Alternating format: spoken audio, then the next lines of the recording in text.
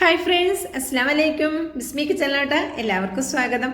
ഇന്ന് നമ്മൾ നേന്ത്രപ്പഴം വെച്ചിട്ട് വളരെ സിമ്പിളായി ചെയ്തെടുക്കാവുന്ന നല്ല ഹെൽത്തി ആയിട്ടൊരു സ്നാക്കിൻ്റെ റെസിപ്പിയാണ്. ഓയിലൊന്നും ചേർക്കാതെ, ഓയിലൊന്നും മുക്കിപ്പൊരിക്കാതെ തയ്യാറാക്കി എടുക്കുന്ന നല്ല ഹെൽത്തി ആയിട്ടൊരു സ്നാക്കാണ്. അപ്പം നമുക്ക് എങ്ങനെയാണെന്ന് നോക്കാം.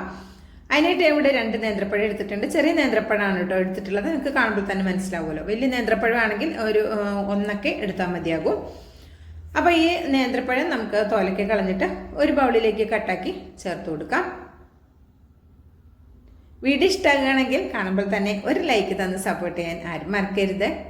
നിങ്ങൾക്ക് എൻ്റെ വീഡിയോസ് കാണുമ്പോൾ തന്നെ അറിയാം, ഒരുപാട് വ്യൂസ് കുറവാണ്, ലൈക്ക് കുറവാണ്, കമൻറ്റ് കുറവാണ്. അപ്പോൾ എല്ലാ കൂട്ടുകാരും ഒന്ന് സപ്പോർട്ട് ചെയ്യണം കേട്ടോ. നിങ്ങളുടെ സപ്പോർട്ട് ഉണ്ടെങ്കിൽ മാത്രമേ നമുക്ക് മുന്നോട്ട് പോകാൻ സാധിക്കുള്ളൂ. ഒരുപാട് കൂട്ടുകാർ നോട്ടിഫിക്കേഷൻ ഒന്നും കിട്ടുന്നില്ല, എന്താ വീഡിയോ ഒന്നും ചെയ്യുന്നില്ല എന്നൊക്കെ ചോദിക്കുന്നുണ്ട്. വീഡിയോ ചെയ്യലുണ്ട്, പക്ഷേ നോട്ടിഫിക്കേഷൻ വരാത്തത് എന്താണെന്ന് അറിയില്ല. അപ്പോൾ എല്ലാ കൂട്ടുകാരും ഒന്ന് വീഡിയോ കണ്ട് സപ്പോർട്ട് ചെയ്യാൻ ആരും മറക്കരുത് കേട്ടോ. അപ്പോൾ ഇതുപോലെ 2 പഴവും കട്ടാക്കി എടുത്തിട്ടുണ്ട്. ഇനി നമുക്ക് മിക്സിയുടെ ജാർ എടുക്കാം. എന്നിട്ട് നമ്മൾ ഈ കട്ടാക്കിയിട്ടുള്ള ഈ നേന്ത്രപ്പഴം ഈ മിക്സിയുടെ ജാറിലേക്ക് ഇട്ട് കൊടുക്കാം.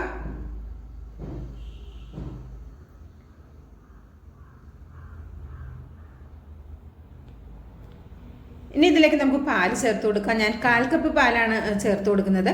2 ചെറിയ നേന്ത്രപ്പഴം എടുക്കുമ്പോഴാണ് എല്ലാ ചേരുവയും പറയുന്നത് കേട്ടോ. അപ്പോൾ കൂടുതൽ പഴം എടുക്കുമ്പോൾ എല്ലാ ചേരുവയും കൂട്ടിയെടുക്കാനും ശ്രദ്ധിക്കുക. ഇതിലേക്ക് 1 മുട്ട ചേർത്ത് കൊടുത്തിട്ടുണ്ട്. 1 ടീസ്പൂൺ ഏലക്കയുടെ പൊടി കൂടെ ചേർത്ത് കൊടുക്കാം.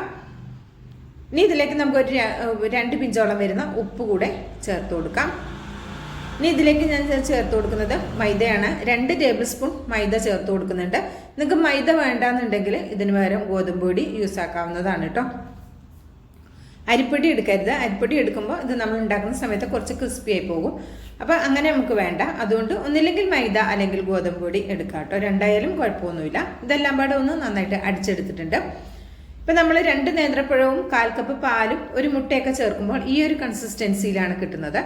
അപ്പോൾ ഈ ഒരു കൺസിസ്റ്റൻസിയാണ് നമുക്ക് വേണ്ടത്. ഇതിലും ഒരുപാട് ലൂസും ആകരുത്, എന്നാൽ ഒരുപാട് ടൈറ്റും ആകരുത് കേട്ടോ. ഇതുകൊണ്ട് ഏകദേശം ഒരു 3 എണ്ണം വരെയൊക്കെ നമുക്ക് തയ്യാറാക്കി എടുക്കാൻ പറ്റും. അപ്പോൾ ഇനി ഒരു അതവിടെ മാറ്റി വെച്ചിട്ട് ഇതുപോലെ ഒരു ബൗൾ എടുക്കാം. ഇതിലേക്ക് 250 ml കപ്പിൽ 1/4 കപ്പ് തേങ്ങയാണ് എടുത്തിട്ടുള്ളത്.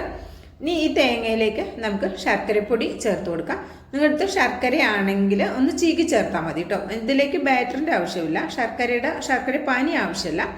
ഒന്നില്ലെങ്കിൽ ശർക്കര, 1 ഉണ്ട ശർക്കര എടുത്തൊന്ന് ചീകിയിട്ട് ചേർത്ത് കൊടുത്താൽ മതി. കത്തി കൊണ്ട് ഇങ്ങനെ നമ്മളൊന്നിങ്ങനെ ആക്കിയെടുക്കൂലേ, അങ്ങനെ ആക്കിയിട്ട് ചേർത്താൽ മതി. അല്ലെങ്കിൽ ശർക്കരപ്പൊടി ഉണ്ടെങ്കിൽ ചേർത്ത് കൊടുക്കുക. 1.5 ടേബിൾ സ്പൂൺ ചേർത്ത് കൊടുത്തിട്ടുണ്ട്. ഇതിലേക്ക് 1 ടീസ്പൂൺ ഏലക്കയുടെ പൊടി കൂടി ചേർത്ത് കൊടുത്തിട്ട് 1/4 ടേബിൾ സ്പൂൺ വരുന്ന എള്ളും കൂടി ചേർത്ത് കൊടുത്തിട്ടുണ്ട് കേട്ടോ. ഇപ്പം നിങ്ങൾക്ക് ഇതിലേക്ക് ജീരകത്തിൻ്റെ പൊടി വേണമെങ്കിൽ ചേർത്ത് കൊടുക്കാം. ഞാനിവിടെ ചേർക്കുന്നില്ല കേട്ടോ. ഇനി ഇതിവിടെ നന്നായി മിക്സ് ആക്കിയത് ഇവിടെ മാറ്റി വെച്ചിട്ടുണ്ട്. നമ്മുടെ ബാറ്ററിൻ്റെ കൺസിസ്റ്റൻസി ഈ രീതിയിലാണ്. ഇനി ഇതിലേക്ക് ഒരു 2 പിഞ്ച് മഞ്ഞൾപ്പൊടി ചേർത്ത് കൊടുക്കാം. ഒരു കളർ കിട്ടാൻ വേണ്ടിയിട്ട് മാത്രം ചേർക്കുന്നതാണ്. അല്ലെങ്കിൽ വേണ്ടെന്നുണ്ടെങ്കിൽ അത് ഒഴിവാക്കാം കേട്ടോ. അത്ര നിർബന്ധമുള്ള കാര്യമൊന്നുമല്ല ഈ മഞ്ഞൾപ്പൊടി ചേർക്കുക എന്നുള്ളത്. എന്നിട്ട് ഇതെല്ലാം പാട് മിക്സ് ആക്കി എടുക്കുക. നമ്മൾ ഈ ബാറ്ററിലേക്ക് അപ്പസോഡയോ ബേക്കിംഗ് പൗഡറോ ഒന്നും ചേർക്കേണ്ട ആവശ്യമില്ല. നല്ല ഹെൽത്തി ആയിട്ട് തയ്യാറാക്കി എടുക്കുക. ഞാൻ നേരത്തെ പറഞ്ഞ പോലെ മൈദ വേണ്ടെങ്കിൽ ഗോതമ്പ് പൊടി യൂസ് ആക്കാം കേട്ടോ. അത് 2 ടേബിൾ സ്പൂൺ തന്നെ ഈ അളവിൽ എടുക്കുമ്പോൾ ചേർത്താൽ മതി. ഒരല്പം ഓയിലൊന്ന് ഇതുപോലെ പാനിലേക്ക് ഗ്രീസ് ചെയ്തിട്ട് ഒന്ന് ടിഷ്യൂ പേപ്പർ കൊണ്ടൊന്ന് തുളച്ചെടുക്കുന്നുണ്ട്. നിങ്ങൾക്കറിയാമല്ലോ, നോൺ സ്റ്റിക്കിൻ്റെ പാത്രത്തിൽ നമ്മൾ ഓയിലൊക്കെ ഒരുപാട് ആക്കിയിട്ട് നമ്മൾ ചുടുകയാണെങ്കിൽ മാവ് ഒഴിക്കുമ്പോൾ ഒരു സൈഡിൽ നിന്ന് ഇങ്ങനെ നമ്മൾ ഒരു സൈഡിലേക്ക് ആക്കുന്ന സമയത്ത് ആ ഒരു സൈഡിലേക്ക് ഒഴുകി പോകും. അപ്പോൾ അത് വരാതിരിക്കാനാണ് നന്നായിട്ടൊന്ന് തുടച്ചെടുത്തിട്ടുള്ളത് കേട്ടോ. ഇനി ഇതൊന്ന് ആയ സമയത്ത് അല്പം ഓയിലൊന്ന് ബ്രഷ് ആക്കി കൊടുക്കുന്നുണ്ട്. വളരെ കുറച്ച് മാത്രം മതി. ഒരു മീഡിയം ഫ്ലെയിമിൽ വെച്ചിട്ട് ഇത് ചുട്ടെടുത്താൽ മതി. ഹൈ ഫ്ലെയിമിൽ വെക്കരുത്, പെട്ടെന്ന് കരിഞ്ഞു പോകും കേട്ടോ. അപ്പോൾ ഇനി ഇതിലേക്ക് നമ്മളിവിടെ മിക്സ് ആക്കിയിട്ടുള്ള ഫില്ലിങ് വെച്ച് കൊടുക്കാം. ഇത് നിങ്ങൾക്ക് ബ്രേക്ക്ഫാസ്റ്റ് ആയിട്ട് യൂസ് ആക്കാം, അല്ലെങ്കിൽ സ്നാക്കായിട്ടും യൂസ് ആക്കാം കേട്ടോ. ഈ കുട്ടികൾ സ്കൂളിലൊക്കെ വരുന്ന സമയത്ത് അവർക്ക് സ്നാക്കായിട്ട് വേണമെങ്കിൽ അങ്ങനെയും തയ്യാറാക്കി കൊടുക്കാം. ഇപ്പം പഴുത്ത് കറുത്ത് പോയിട്ടുള്ള നേന്ത്രപ്പഴമൊക്കെ വീട്ടിലുണ്ടെങ്കിൽ നമ്മൾ കുട്ടികളൊന്നും കഴിക്കാറില്ല. അങ്ങനെയൊക്കെയുള്ള പഴവും നമുക്ക് ഈ രീതിയിൽ തയ്യാറാക്കി എടുക്കാവുന്നതാണ്. അപ്പോൾ ഇതുപോലെ ഒന്ന് ആക്കിയിട്ട് മടക്കിയെടുക്കാം. നിങ്ങൾക്കിത് നടുക്ക് മാത്രം വെച്ചിട്ട് 4 സൈഡ് ഫോൾഡ് ചെയ്ത് എടുക്കണമെങ്കിൽ അങ്ങനെയും എടുക്കാം കേട്ടോ. ഞാൻ സിമ്പിളായിട്ട് കാണിക്കാൻ വേണ്ടി ഈ ഒരു രീതിയിൽ റെഡിയാക്കി എടുത്തു എന്ന് മാത്രം.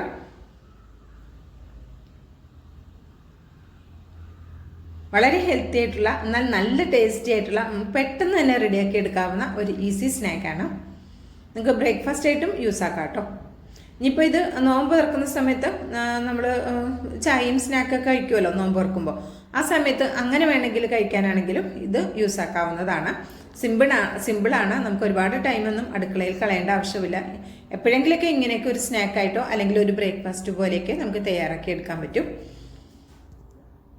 അപ്പം അടുത്തതും ഇതുപോലെ ഞാൻ ഒഴിച്ചു കൊടുക്കുന്നുണ്ട്.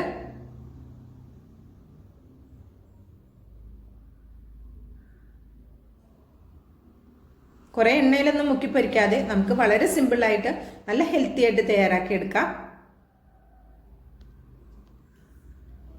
ഇപ്പം ഒന്നാകുന്ന സമയത്ത് ഇതുപോലെ വീണ്ടും ഫില്ലിംഗ് ഒക്കെ വെച്ച് കൊടുക്കുക. ഫില്ലിംഗ് നിങ്ങൾക്ക് എത്ര വേണം അതിനനുസരിച്ച് വെക്കാം. പിന്നെ ഫ്ലെയിം ഒരിക്കലും കൂട്ടിയിടരുത് കേട്ടോ. പെട്ടെന്നാകാൻ വേണ്ടിയിട്ട് നമ്മൾ കൂട്ടിയിടരുത്, ഹൈ ഫ്ലെയിമിൽ വെക്കരുത്. ഒരു മീഡിയം ഫ്ലെയിമിൽ വെക്കുക, അല്ലെങ്കിൽ മീഡിയം ഫ്ലെയിമിൻ്റെയും ലോ ഫ്ലെയിമിൻ്റെയും ഇടയിൽ വെച്ചിട്ട് വേണം ഈ ഒരു ദോശ ഇങ്ങനെ ചുട്ടെടുക്കാനായിട്ട്. എന്നിട്ട് ഇതൊന്ന് മടക്കി കൊടുക്കാം.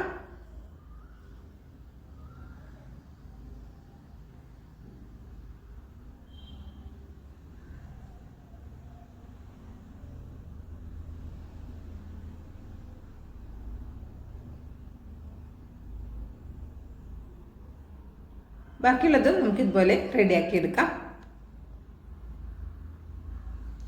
എനിക്ക് മൊത്തം ഇത് 3 എണ്ണമാണ് കേട്ടോ റെഡിയാക്കി. ഇതുപോലെ 3 എണ്ണമാണ് എനിക്ക് ഈ ഒരു ബാറ്റർ കൊണ്ട് റെഡിയാക്കാൻ പറ്റിയിട്ടുള്ളത്.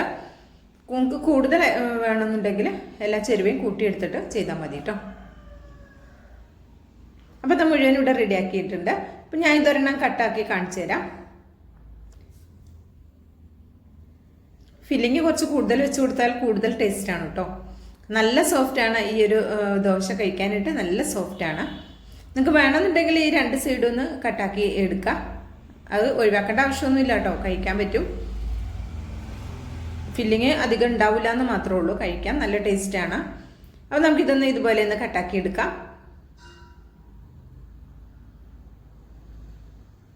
നമുക്ക് ഏത് ഷേപ്പിൽ വേണമെങ്കിലും കട്ടാക്കി എടുക്കാം കേട്ടോ. ഇത് 2 ആയിട്ട് വേണമെങ്കിൽ അങ്ങനെ കട്ടാക്കാം. ഇങ്ങനെ ഞാൻ വളരെ സിമ്പിളായിട്ട് ഇങ്ങനെ ചെറുതാക്കി കട്ടാക്കിയെന്ന് മാത്രമേ ഉള്ളൂ. ഇത് 2 ആയിട്ട് മതിയെങ്കിൽ അങ്ങനെ 2 ആയിട്ട് കട്ടാക്കി എടുക്കാം കേട്ടോ. ഇനി ഇതൊരു സെർവ് ചെയ്യുന്ന പാത്രത്തിലേക്ക് മാറ്റി കൊടുക്കാം.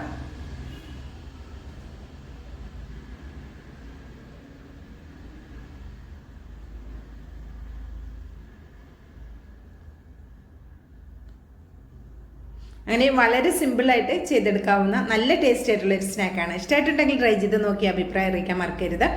ബിസ്മി കിച്ചൺ എന്ന യൂട്യൂബ് ചാനൽ സബ്സ്ക്രൈബ് ചെയ്ത് കാണുന്നതിൻ്റെ എല്ലാ പ്രിയ കൂട്ടുകാരും ഒന്ന് സബ്സ്ക്രൈബ് ചെയ്ത് ബെല്ലൈക്കൺ എനേബിൾ ചെയ്ത് വെക്കാൻ മറക്കരുത്. ഇൻഷാ അല്ലാഹ് അടുത്തൊരു വീഡിയോ ആയിട്ട് വരാം. എല്ലാവർക്കും നന്ദി, നമസ്കാരം.